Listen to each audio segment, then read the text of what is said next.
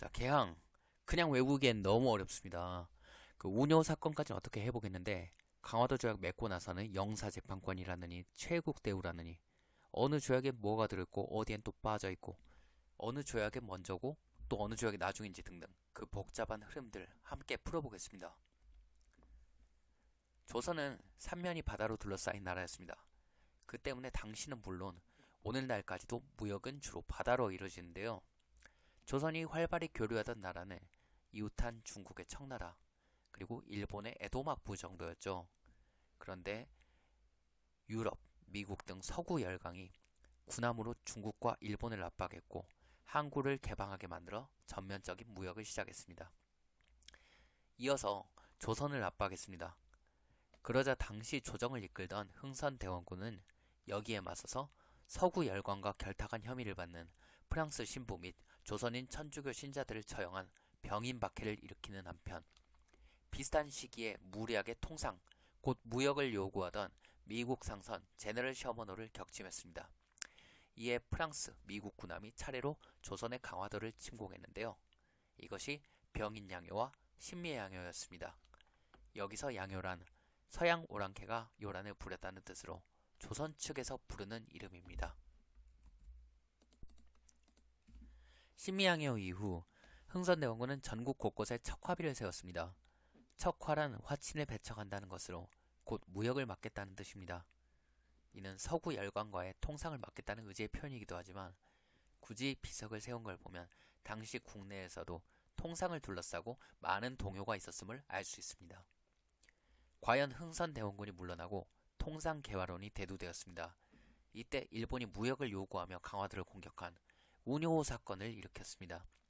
병인양요 이래로 주로 강화도가 공격받았던 것을 알 수 있죠. 그리고 강화도를 점령한 일본은 조선의 교섭을 강요합니다. 조선이 여기에 응하여 다음 해인 1876년 강화도 조약 또는 조일 수호 조기를 맺게 됩니다.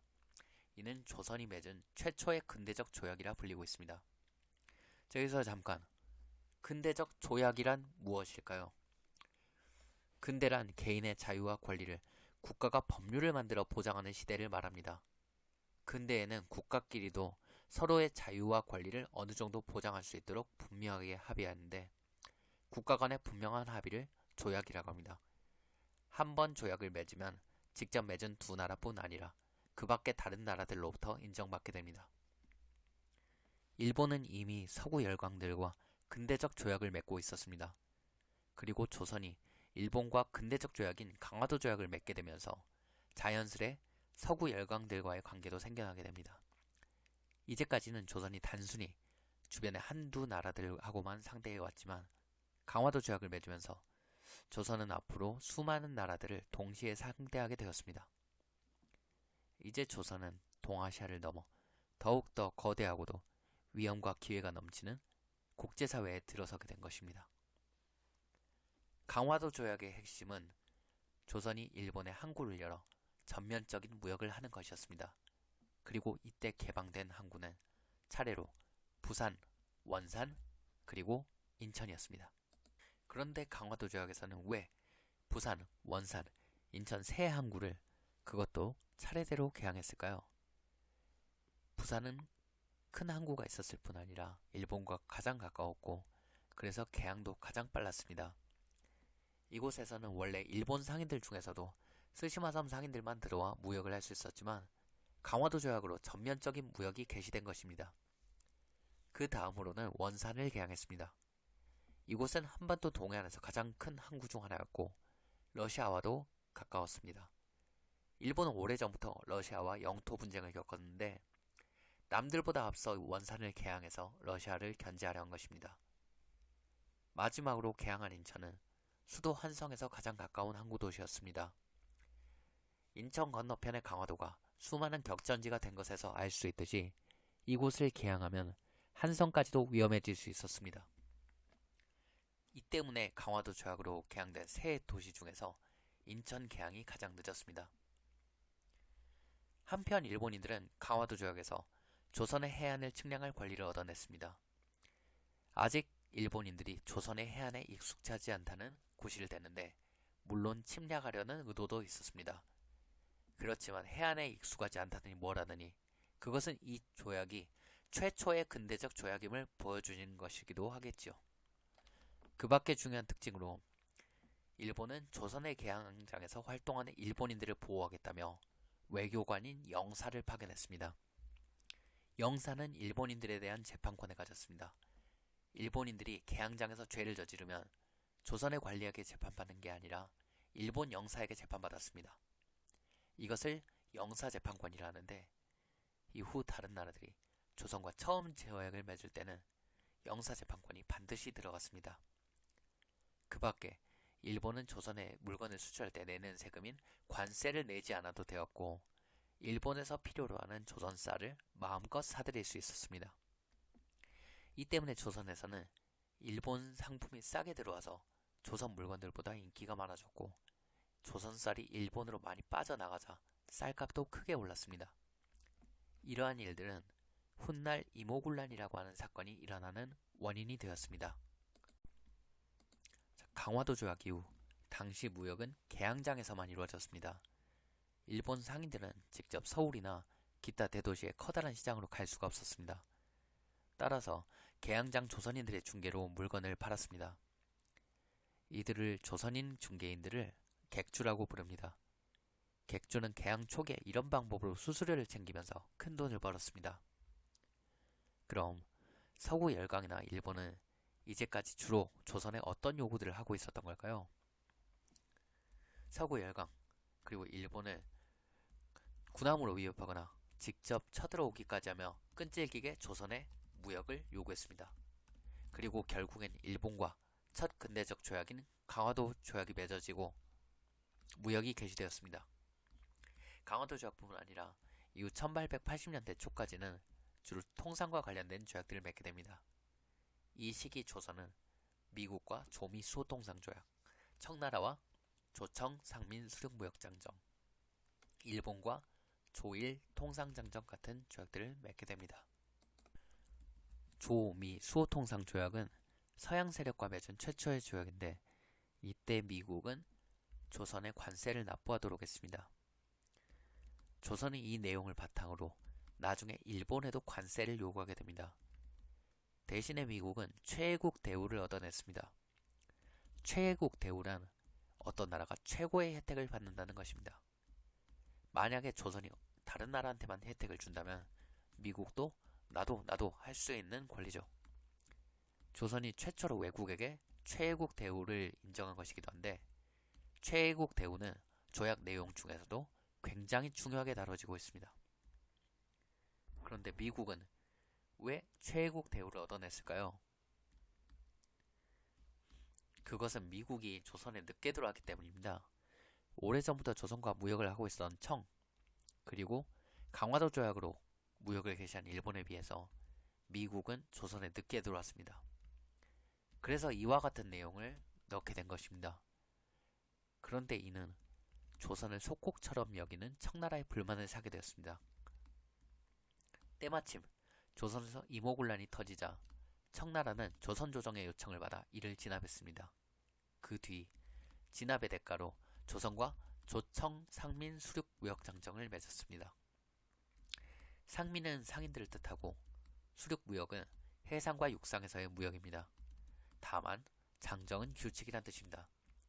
청나라는 조선을 속국처럼 여기고 있었으므로 국가 간의 합의가 아닌 청나라가 정한 규칙이란 뜻이죠. 조약이나 다름없는 것이긴 하지만 청나라가 조선에 대해서 건방지게 나오려는 태도를 알 수 있습니다. 당연히 청나라는 이때 최애국 대우를 받았을 뿐만 아니라 그때까지 외국인의 통상이 허가되지 않았던 양화진과 한성에서 통상할 수 있는 권리도 얻었습니다. 이에 따라 청나라 상인은 물론 가장 먼저 최애국 대우를 얻어낸 미국 상인들도 한성까지 들어와 통상을 할 수 있게 되었습니다. 가장 늦어진 게 일본이라서 일본도 서둘러 조일 통상장정을 맺어서 최애국 대우를 얻어냈습니다. 여기서 장정이란 앞서 청나라가 장정이란 말을 쓴 의도와는 다른데 그 무역에 대한 세부 규칙이란 뜻입니다. 조일 통상장정 때는 조선도 몇 가지 요구를 했었고 끝내 얻어냈습니다. 먼저 미국이 조미 수호통상 조약을 맺을 때 관세를 냈으니 일본이 조선에 관세를 내도록 했습니다. 이때부터 일본은 조선에 물건을 수출할 때 관세를 납부하게 되었습니다. 또 방공령을 실시하겠다고 했습니다. 조선에 쌀이 부족할 경우에는 일본에 쌀이 수출되는 것을 막을 수 있다고 한 것입니다. 단, 방공령을 실시할 땐 미리 반드시 일본에 알려야 된다는 조건이 있었습니다. 왜 조선은 일본에 이런 요구를 했을까요? 이모군란과도 큰 관련이 있습니다. 그리고 이모군란은 쌀 문제와도 관련이 있죠. 조정에서 급료를 나눠주는 업무를 맡은 게 선의청인데요. 여기서 일본인 교관에게 훈련받는 신식 군대인 별기군은 우대하면서 구식 군인들에게는 썩은 쌀을 그것도 적게 준 데다가 놀리기까지 해서 불만이 폭발한 것으로 알려져 있습니다. 뿐만 아니라 일본인들이 쌀을 많이 수입해가면서 한성의 쌀값이 크게 올랐죠.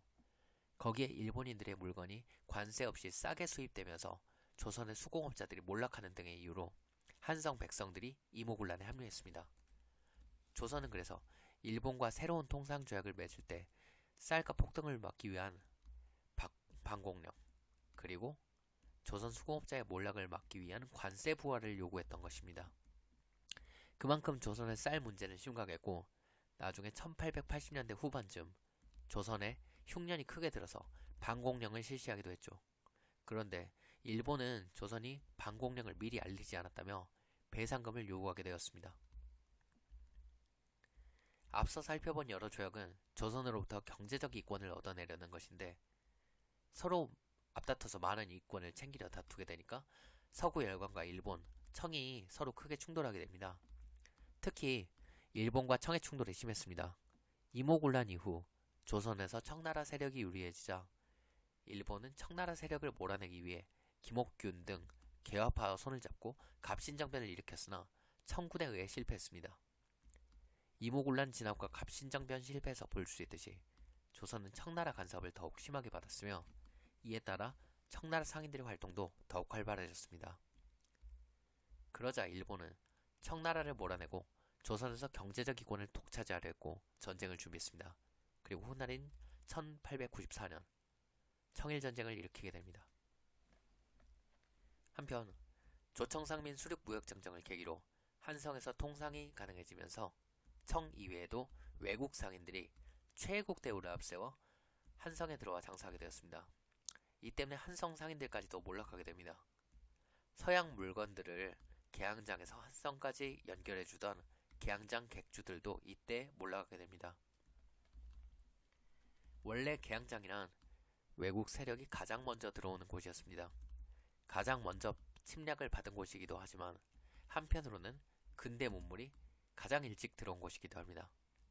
근대식 학교나 교통시설도 개항장에 가장 먼저 들어왔습니다. 원산에는 1883년에 조선 최초의 근대적 학교인 원산학사가 세워졌습니다. 또한 인천에는 1890년대부터 최초의 철도로 서울과 인천을 달리는 경인선이 세워졌습니다. 단 시험에는 종종 전등이나 전화가 언제 어느 도시에 들어왔는지 묻는 문제가 나오곤 합니다. 이들은 개항장이 아니라 한성의 궁궐에 가장 먼저 들어왔는데요. 전등은 1880년대에, 전화는 1890년대에 들어왔다고 합니다. 당시엔 이미 외국인들이 한성까지 들어와서 활동하던 때였기도 했고, 전등은 왕의 안전이나 위험을 지키기 위해서, 그리고 전화는 왕의 명령을 내리기 위해서 들어왔다고 합니다.